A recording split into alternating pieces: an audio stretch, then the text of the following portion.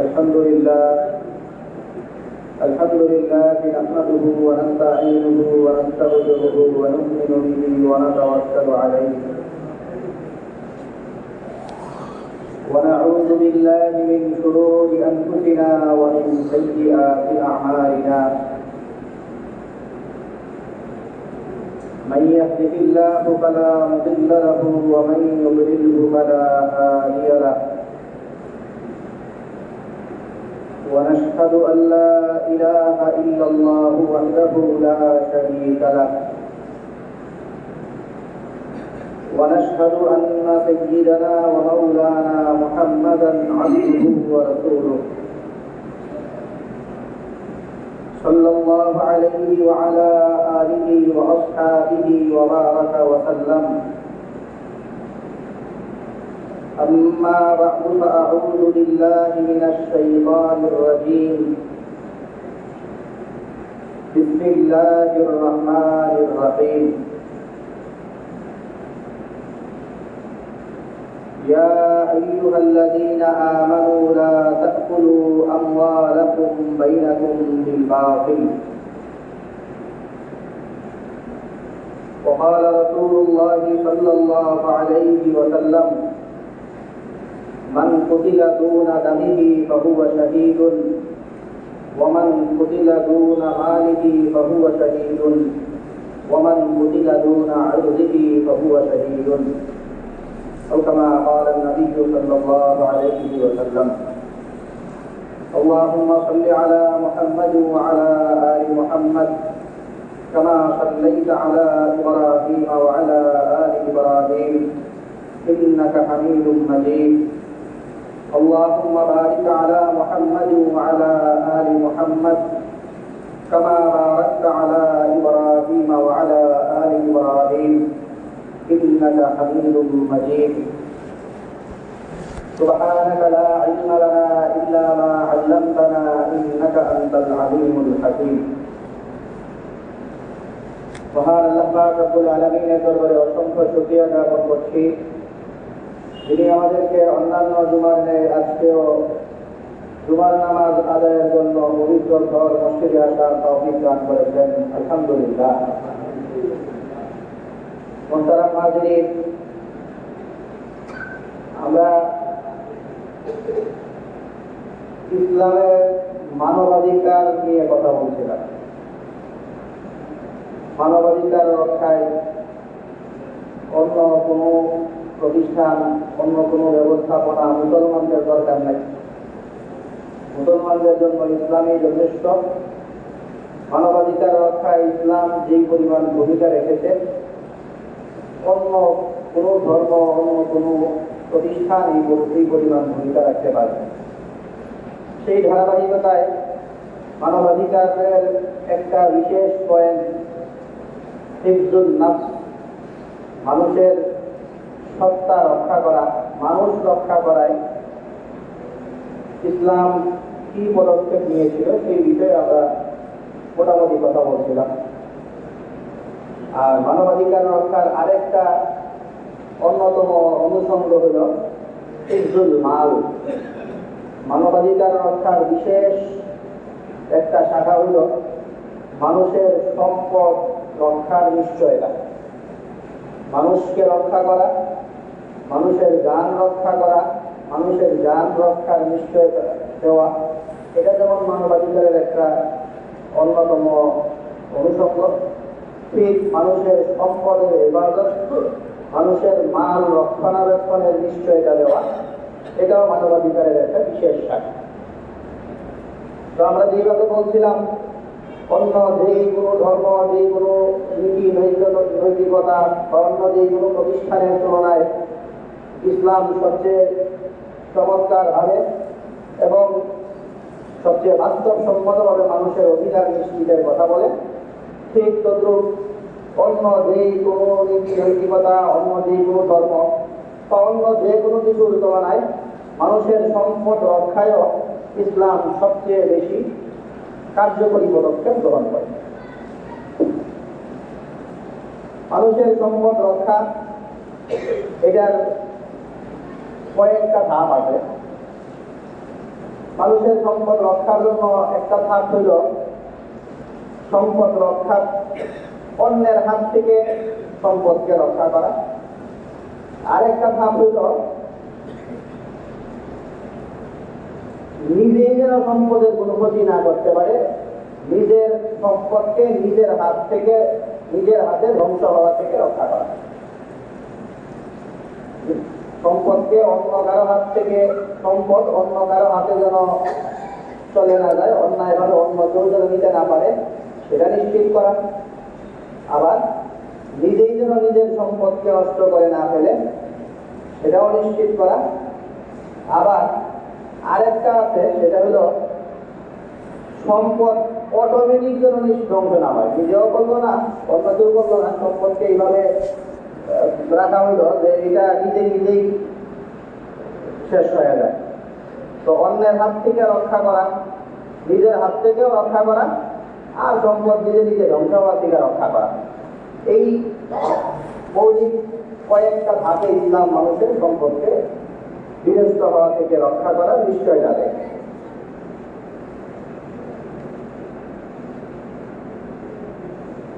অন্যের হাত থেকে সম্পদ রক্ষা করা এটা ইসলামী দণ্ডবিধির অন্যতম গুরুত্বপূর্ণ একটা অধ্যায়। অনেকগুলো ভূমিকা ইসলাম এই ক্ষেত্রে পালন করছে। অনেক ধরনের অন্যায় অপরাধ এগুলোর বিরুদ্ধে ইসলাম কঠোর ভূমিকা পালন করছে।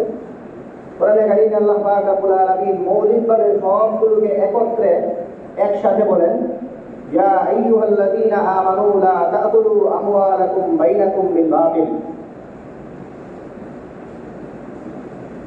আল্লাহর প্রতি যারা বিশ্বাস রাখে, ইসলামী অনুশাসন যারা মেনে চলে, মুসলমানদেরকে রক্ষা করে আল্লাহ বলছেন, হে ঈমানদাররা, তোমরা অন্যায়ভাবে অন্য কারো সম্পদ তোমরা দখল করবা না, ভোগ করবা না।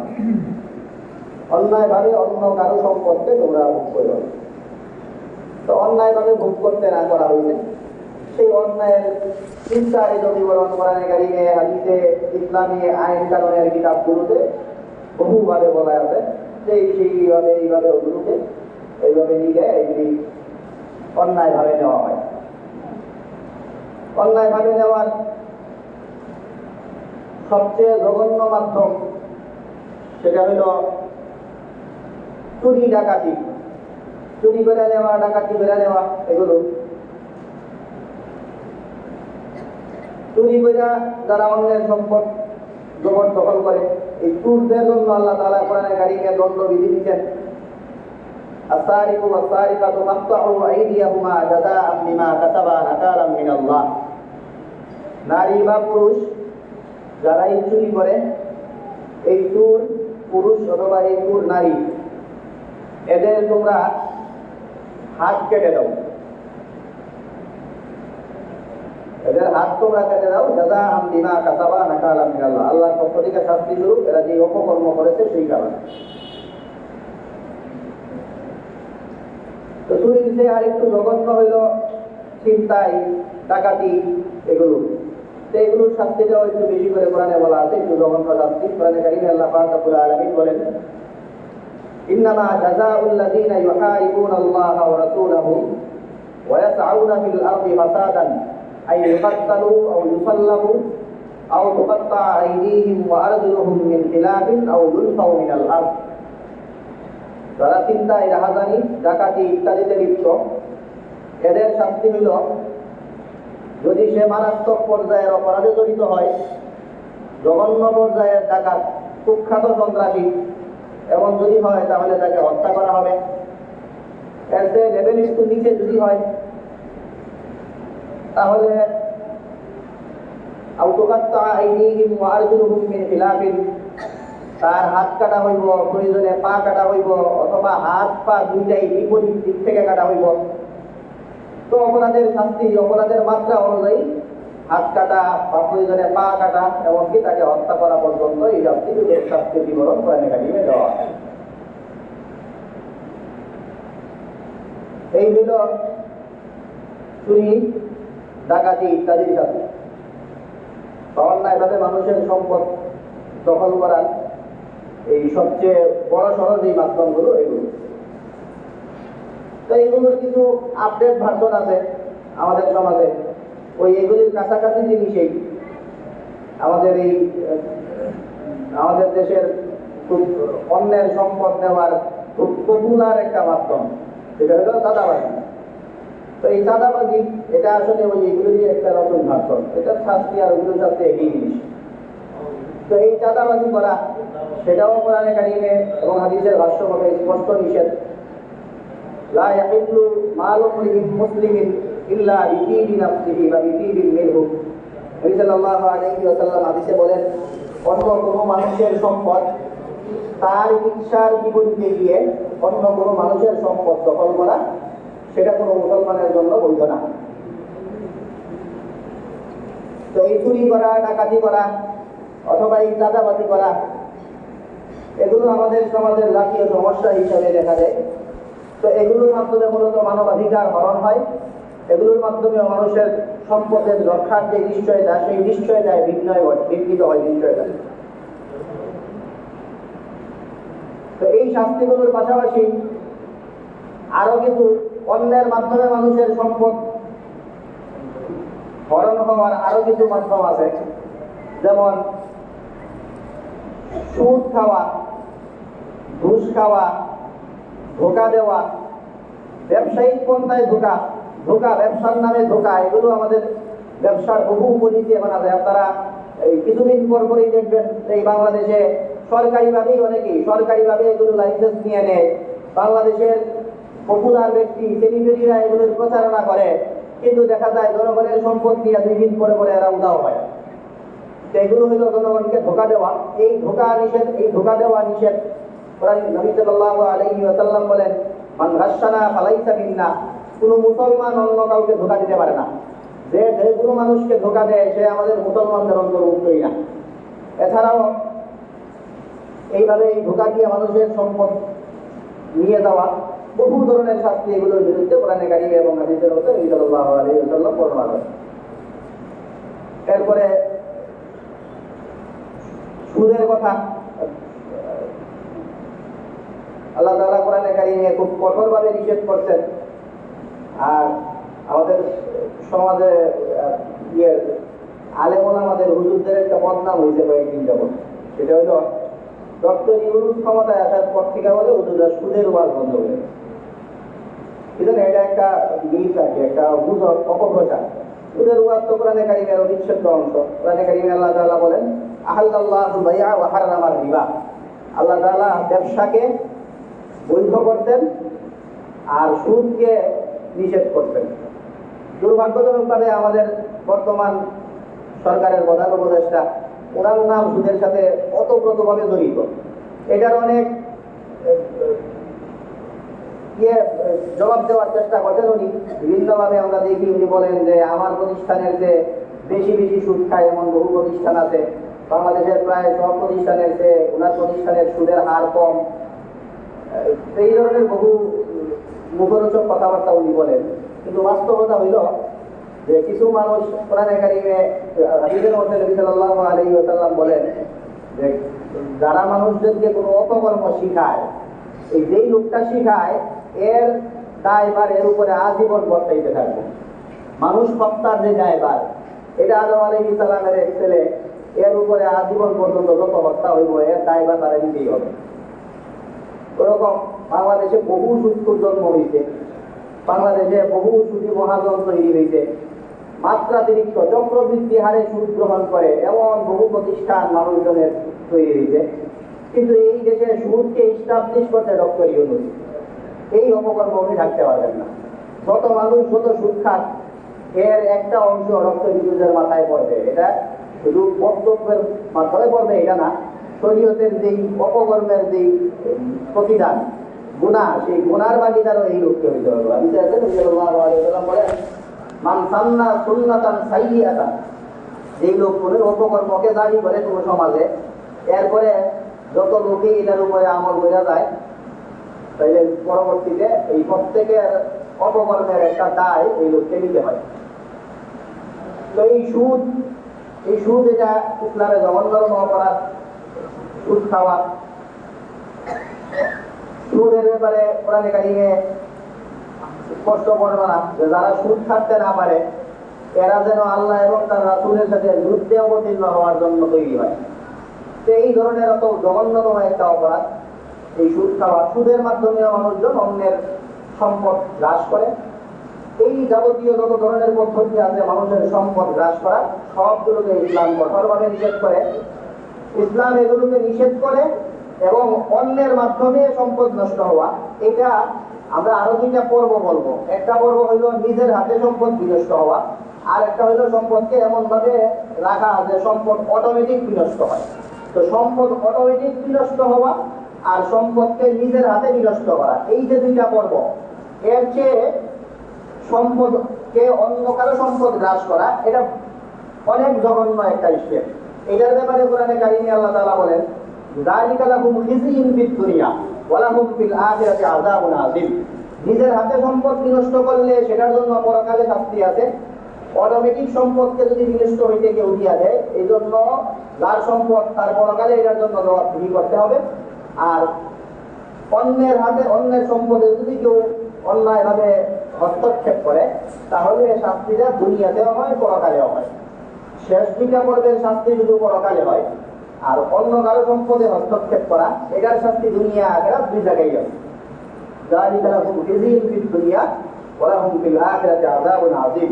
দুনিয়াতে এগুলো তাদের জন্য লাঞ্ছনার মাধ্যম, পরকালেও তাদের জন্য মর্মান্তিক শাস্তি আছে। এই হলো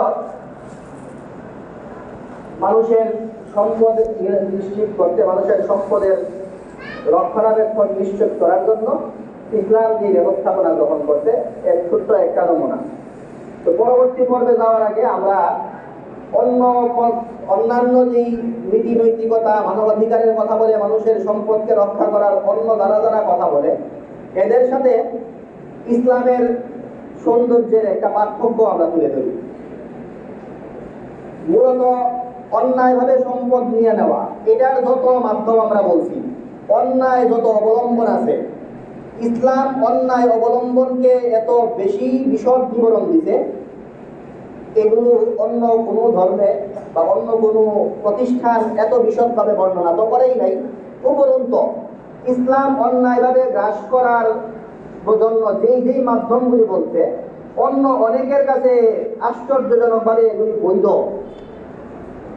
সুদ খাওয়া এটা অনেকের কাছে বৈধ, এটার মাধ্যমে মানুষের সম্পদ বিনষ্ট হয়, অন্য মানুষের সম্পদে অন্যায়ভাবে হস্তক্ষেপ করা হয়, মানুষের সম্পদ নিশ্চিতার জন্য এটা হুমকি। এরপরেও এটা অনেকের কাছে, মানবাধিকার সংস্থার অনেকের কাছেও এটা বৈধ। তো এরকম অনেকগুলি মাধ্যম আছে যেগুলি অনেকের কাছে বৈধ পর্যন্ত। কিন্তু ইসলাম যত মাধ্যম আছে, অন্যায় যত অবলম্বন আছে, সবগুলিকে বিশদভাবে বিস্তারিত বর্ণনা দিয়ে এগুলির উপর নিষেধাজ্ঞা আরোপ করে। এত বিশেষ বা এত বিশদভাবে নিষেধাজ্ঞা আরোপ করে মানুষের সম্পদকে নিশ্চিত করার পদক্ষেপ ইসলাম দ্বারা অন্য কেউ গ্রহণ করে। এটা হলো একটা। আর একটা যদি বলি তাহলে ওটার উদাহরণ দিতে গিয়ে আপনাদেরকে একটু রাজনৈতিক ওয়াজ করা হয়।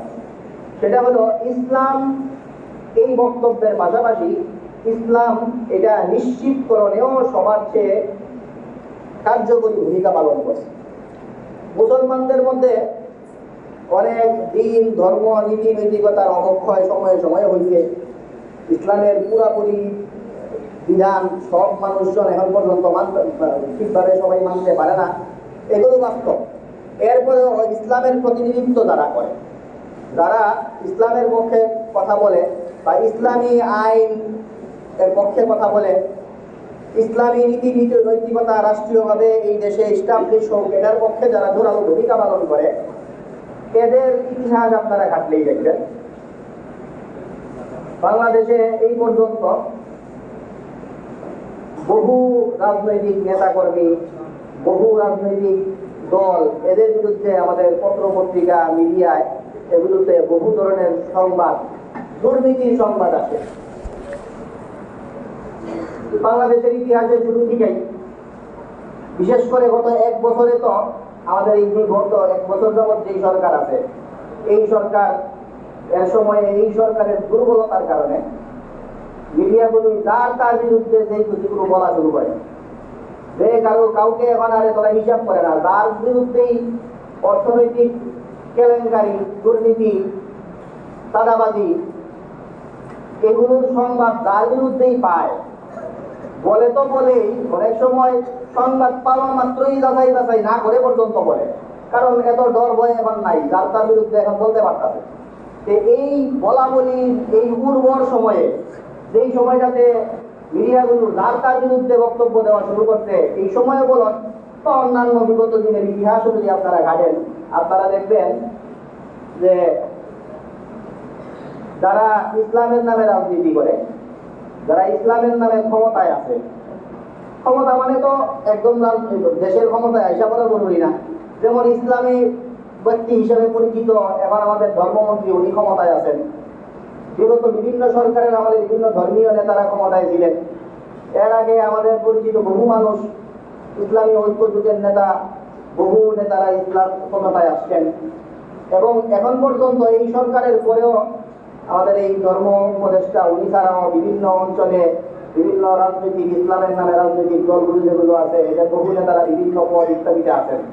তো যার নামে যেটাই হোক, অন্যান্য অন ইসলামিক রাজনৈতিক দল, সেটা আগের বার আওয়ামী লীগ গেছে সেটা বলেন, এর আগে বিএনপি সময় গেছে সেটা বলেন, এখন বিএনপি বিভিন্ন জায়গায় এরা ক্ষমতা দেখাইতেছে সেটা বলেন, নতুন নতুন রাজনৈতিক দল এনসিপি তাদের লোকজনের কথাই বলেন, অথবা অন ইসলামিক আরেকটা দল জামাতে ইসলামী, নাম দিতে ইসলাম, ঠিক আছে, আমরা বরাবরই এটা অন ইসলামিক দল বলি, স্রেফ রাজনৈতিক দল, ইসলামী দল না, জামাতে ইসলামী, এদের লোকদের ব্যাপারেও বিভিন্ন জায়গায় বিভিন্ন দুর্নীতি, টাকা, অর্থনৈতিক কেলেঙ্কারি ইত্যাদি দিয়ে বলবেন। কিন্তু আপনারা কোনো হুজুরের নামে, যেই হুজুর কোনো ক্ষমতায় গেছে, এরকম কোনো হুজুর অর্থনৈতিক কেলেঙ্কারিতে জড়িত, কোনো দুর্নীতিতে জড়িত, এইরকম অপপ্রচার পর্যন্ত মিডিয়া করতে পারে না। বিভিন্ন উপদেষ্টাদের নামে আছে, আমাদের ধর্ম উপদেষ্টাদের নামে কোনো অর্থের কেলেঙ্কারি নাই। বিগত সময়ে যেই হুজুরই যেই কোনো সময় ক্ষমতায় আসছে, সেটার নামে কোনো হুজুরের নামে অর্থনৈতিক কোনো কেলেঙ্কারি এরকম কোনো নজির নাই। এর মানে ইসলামী নীতি নৈতিকতাগুলো যারা ধারণ করে, এগুলোর কথা বলে যারা যেই পর্যায়ের ক্ষমতায় যায়, ইসলাম শুধু মানবাধিকারের যে অনুষঙ্গ, মানুষের মাল সম্পদ হেফাজতের বক্তব্যই দেয় না, এটার কার্যকরী ভূমিকা এই পরিমাণ পালন করে যে দিন ধর্মের অবক্ষয়ের এই জমানায়, যেই সময় মানুষের এত দিন ধর্মের কথা এত বেশি মানে না, এই সময়ও ইসলামের কথা বলে যারা ক্ষমতায় আছে, এরা পর্যন্ত এতটা সচেতন যে অন্য মানুষের সম্পদে কোনো ধরনের হস্তক্ষেপ করবে, এইটার কোনো নজির, কোনো মিথ্যা রিপোর্ট পর্যন্ত কোনো পত্রিকায় আপনারা দেখতে পাবেন। এই জন্য যদি সময় হয় আর কি, যে হুজুরদেরকে কেন ভোট দেবেন, এই ওয়াজগুলি করলে এই কথাগুলি কাজে লাগবে। আপনারা মনে রাখবেন যে হুজুররা আপনাদের সম্পদের নিশ্চয়তা দিবে, কোনো হুজুরের নামে কোনো দুর্নীতির অভিযোগ, মিথ্যা অভিযোগ পর্যন্ত কেউ করতে পারে না, যেখানে সবার নামেই আছে। তো এই জন্য ইসলামের যে মানবাধিকার কনসেপ্ট, হিফজুল মাল, মানুষের সম্পদ রক্ষা, এগুলো অন্য মানুষের সম্পদকে মানুষের হাত থেকে রক্ষা করার জন্য যেই ইসলাম যে নীতি নৈতিকতা, ইসলাম যে বক্তব্যগুলি বলে, এগুলো এতটাই কার্যকরী যে এগুলো যারা ফলো করে, ইসলাম এটা যুগে যুগে, অতীতের ইতিহাস তো বটেই, ইসলাম অতীত যুগেও মানুষের অধিকার নিশ্চিত করে আসছে। নবী সাল্লাল্লাহু আলাইহি ওয়াসাল্লামের যে বক্তব্য, মানুষের সম্পদ বিষয়ে এমন বক্তব্য, এই বক্তব্য দেওয়ার সাহস দুনিয়ার কেউ পাবে না। নবী সাল্লাল্লাহু আলাইহি ওয়াসাল্লাম বলেন, মান তারাকা মালান ফালি আহলিহি ওয়া মান তারাকা কাল্লান আও যায়াহান ফাইলাইয়া। তোমাদের কেউ যদি কোনো সম্পদ রেখে যায়, কারো কাছে কোনো টাকা পয়সা কিছু থাকলে, এই টাকা পয়সায় ইসলামী রাষ্ট্রের কোনো অধিকার নাই। ইসলামী রাষ্ট্র তোমাদের টাকা পয়সা নিবে না। কেউ কোনো টাকা পয়সা রেখে গেলে সেই টাকা পয়সা তার ওয়ারিসদের, কেউ টাকা পয়সা রেখে গেলে সেই টাকা পয়সা তার উত্তরাধিকার যারা তাদের। কিন্তু কেউ যদি কোনো টাকা পয়সা না রেখে যায়, তাহলে তার দায়িত্ব ইসলামী রাষ্ট্রের। কেউ যদি টাকা পয়সা যার নাই, তাকে ভরণ পোষণ করা ইসলামী রাষ্ট্রের দায়িত্ব, আর টাকা পয়সা যার আছে তার টাকা নিয়ে নেওয়া ইসলামের দায়িত্ব, রাষ্ট্রের দায়িত্ব না। এটা তার পরিবারই ভোগ করবে, তার উত্তরাধিকার ভোগ করবে। তো এটা খুবই ঐতিহাসিক বক্তব্য। মানুষের অর্থনৈতিক টেনশন দূর করার জন্য এর চেয়ে কার্যকরী পদক্ষেপ, এটা ইসলামী অর্থনীতির ইতিহাসে, পৃথিবীর অর্থনীতির ইতিহাসে কোনো ধর্ম, কোনো সিস্টেম এটা দেখাইতে পারে নাই। নবী সাল্লাল্লাহু আলাইহি ওয়াসাল্লাম এই কথা বলে গেছেন যে যারা সম্পদ রাইখা গেলে যায় সেটা তোমাদের, না রাইখা গেলে আমাদের কাছে আইবা, তুমি না খায়া মরবা না, প্রত্যেকের দায়িত্ব নেওয়া এটা ইসলামী রাষ্ট্রের দায়িত্ব। তো এই হলো ইসলাম মানুষের সম্পদের অধিকার এটা যে নিশ্চিত করে। ইসলামের সম্পদ অধিকারের দুইটা পর্ব আরো ছিল, তো সেটার আগে আমরা অন্য আরেকটা কথা বলে নিই, যেটা খুব বেশি আমাদের এই সমাজে কয়েকদিন যাবৎ দিয়ে আছে।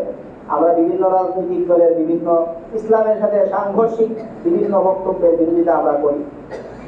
সেই হিসাবে বেশিরভাগ আমরা বর্তমান ইন্ডিয়ান সরকারের বিরোধিতা করে থাকি, তাদের অনৈসলামিক পদক্ষেপগুলির বিরুদ্ধে।